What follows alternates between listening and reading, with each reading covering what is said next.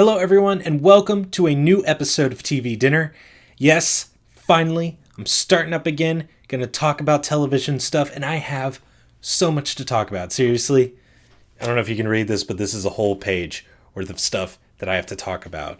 But for this episode, that's not the case. I'm devoting this episode to one thing and one thing only. The Flash. Way back in March, yes, it's been that long since I've done an episode of TV Dinner, I talked about the Flash's costume, and I wasn't too positive about it. I felt it looked clunky and looked too ridiculous, especially coming from a show that is basically a spin-off of Arrow, but disregard that, because I thought the first episode of The Flash was excellent, and I think the pilot is worth your time. So for starters, why is that? Well, first off, there is Barry Allen, played by Grant Gustin.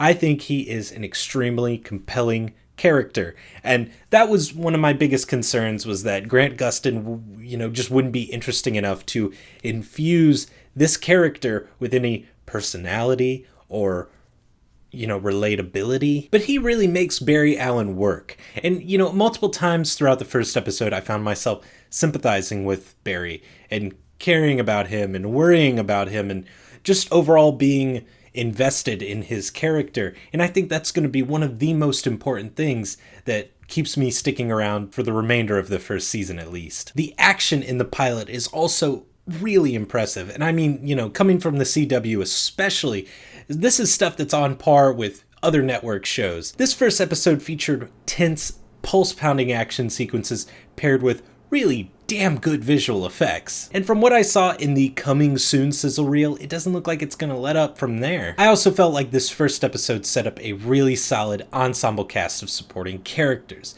And yeah, some of them are a little archetypey, but unlike a show like Agents of S.H.I.E.L.D., this show features characters, even though they may not be right there front and center, they're working for something and they're striving for something, and I think that's really important. It's not just the protagonist moving the story forward. It takes a team, a whole group of people with a general common goal in mind to make the story feel like it has a momentum and really drives it to something. The writing on the show isn't always top-notch. There were definitely a few moments that I had problems with, like when, one of the villains was like, "I've got a plane to catch." That was dumb.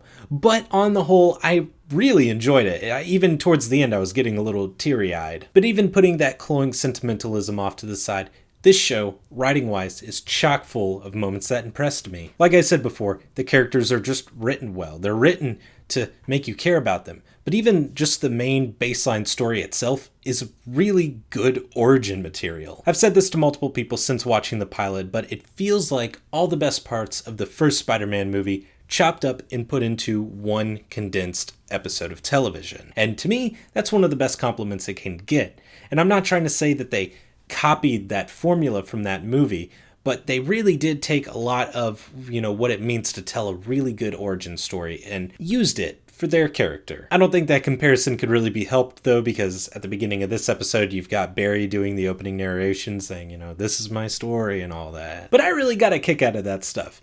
And also just watching Barry discover his powers and hone his powers and eventually basically master his powers, that was really neat to me. And I take back what I said about the costume. It works. It's fine. Genuinely, I actually think it works really well for that character and for this kind of television show.